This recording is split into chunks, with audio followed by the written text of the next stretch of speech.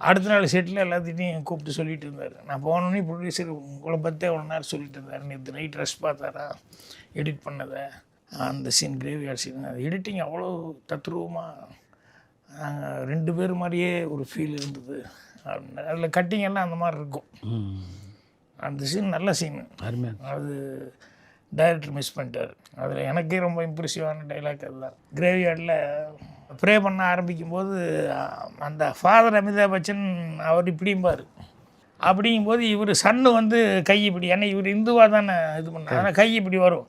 அப்புறம் அவர் இப்படி சிலுவை போடுறத பார்த்துட்டு இவர் கை அப்படியே குறுகும், ஏன்னா ஒரு மாதிரியாக இருக்கும் அவருக்கு. அப்போது ஃபாதர் வந்து சொல்லுவார், அதாவது பிரார்த்தனை தான் முக்கியம், வழிபாடு எப்படிங்கிறது இல்லை, வழிமுறை எப்படிங்கிறது தான் முக்கியம்.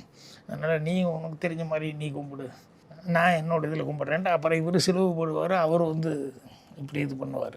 ஸோ அது நல்ல சீன். அது அதில் அதே மாதிரி 6, 9 2 பேர்த்துக்குள்ளே கான்ஃப்ளிக்ட்டு. அது எப்படி பேச்ச ஆரம்பிக்கிறதுன்னு சொல்லி அது முடிஞ்சோடனே 2 பேருமே இப்போ அவன் அரெஸ்ட் பண்ணணும், அங்கே பார்த்துட்டான் அப்பா. அப்படிங்கும்போது எப்படி முதல்ல ஆரம்பிக்கிறது அப்படிங்கும்போது அமிதாப் ஃபாதர் வந்து சன்னுக்கிட்ட இருந்து பேனா எடுத்து கையில் ஏதோ எழுதிட்டு இப்படி காமிப்பார். காமிச்சிட்டு பார்த்தா அது உங்கள் ஆங்கிளில் பார்த்தா இது 6, பட் என் ஆங்கிளில் பார்த்தா இது 9. ஸோ நீயும் கரெக்டு நானும் கரெக்ட், நம்ம நிற்கிற இடம் கரெக்ட் அதுதான்.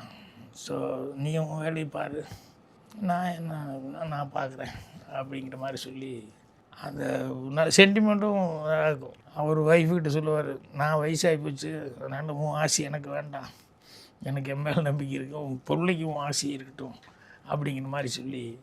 அப்புறம் அவன் அப்போவே அரெஸ்ட் பண்ண ட்ரை பண்ணுவான் அங்கே. அப்போ வந்து கரையோரமாக உட்காந்து தூண்டில் போட்டு பிடிக்கிறது வீரம் இல்லைடா, நடுக்கடலில் துடுப்பு போட்டு போய் அங்கே பிடி, அதுதான் வீரம். நான் எங்கேயோ வந்த இடத்துல வந்து பிடிக்கிறேன்னு என்ன அர்த்தம் அப்படிங்கிற மாதிரிலாம் பேசுவார். ஸோ நல்ல சீனு, பட் டைரக்டர் டைம் ஆகும். அப்புறம் டூயல் ரோலுங்கும் போது அது கொஞ்சம் டைம் எடுத்து தான் செய்யணும் அப்படிங்கிறதெல்லாம் விட்டார். ஆனால் அந்த படத்துக்கு அதெல்லாம் மிகப்பெரிய பலமாக இருந்தது அந்த படம்.